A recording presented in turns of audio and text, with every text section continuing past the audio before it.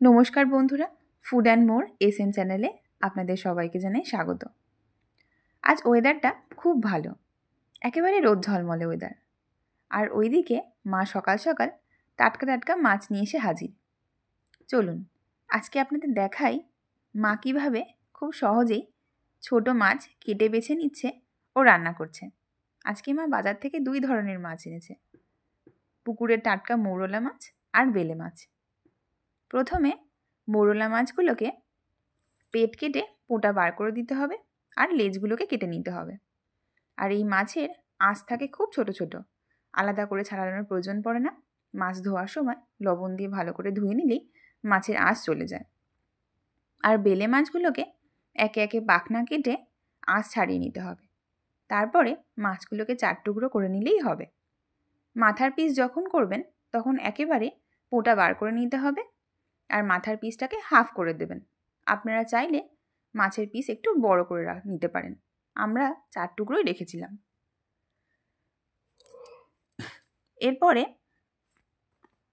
লবণ দিয়ে মাছগুলোকে ভালোভাবে পরিষ্কার করে নিতে হবে, এতে মাছের স্লিপারি ভাবটা চলে যায়। আজকে আপনাদের শুধু মৌরলা মাছটাই রান্না করা দেখাবো। মাছে অলরেডি নুন মাখিয়ে জল ঝরিয়ে রাখা আছে, তার মধ্যে হলুদ গুঁড়ো অ্যাড করতে হবে মাছ ভাজার জন্য। আর অন্যদিকে মাছের ঝালের জন্য মশলাও রেডি করে নেওয়া হয়ে গেছে। একটা থালার মধ্যে পেঁয়াজ কুচি, টমেটো কুচি, আদা রসুন বাটা, সর্ষে বাটা, লঙ্কা হলুদ গুঁড়ো আর মশলার শিল ধোয়া জল নেওয়া হয়েছে। আমার মা বলে রান্নায় মশলার শিল ধোয়া জল দিলে রান্নার স্বাদ আরও বাড়ে। আপনারা কে কে বিশ্বাস করেন এই কথা? আপনারাও যদি কেউ বিশ্বাস করেন তাহলে অবশ্যই কিন্তু আমাকে কমেন্টে জানাবেন। আর অন্যদিকে মাছ ভাজার জন্য কড়াইতে তেল গরম করে কিছুটা পরিমাণ মাছ দিয়ে দেওয়া হয়েছে। মনে রাখবেন, কড়াই ভালো করে গরম না হলে কিন্তু মাছ দিলে মাছ ভেঙে যাবে। সেজন্য কড়াইতে ভালো করে তেল গরম করে নিয়ে অবশ্যই মাছ ভাজবেন। এক পিঠ লাল করে ভেজে নিয়ে আবার অপর পিঠ উল্টে দিয়ে ভালোভাবে ভেজে নিতে হবে। শীতের সকালে গরম গরম মাছ ভাজার স্বাদই আলাদা। আমি তো মা মাছ ভাজার সময় কতগুলো যে খেয়ে নিয়েছিলাম তা ঠিক নেই।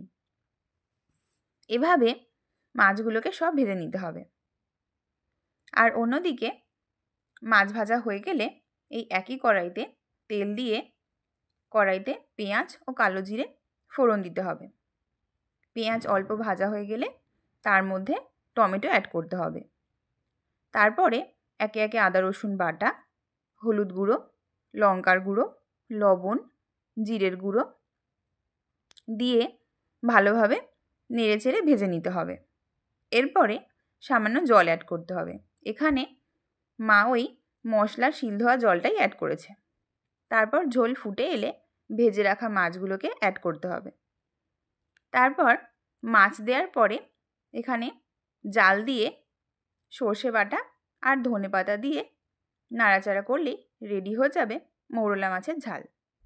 এরপরে কড়াই থেকে পাত্রে নামিয়ে নিতে হবে।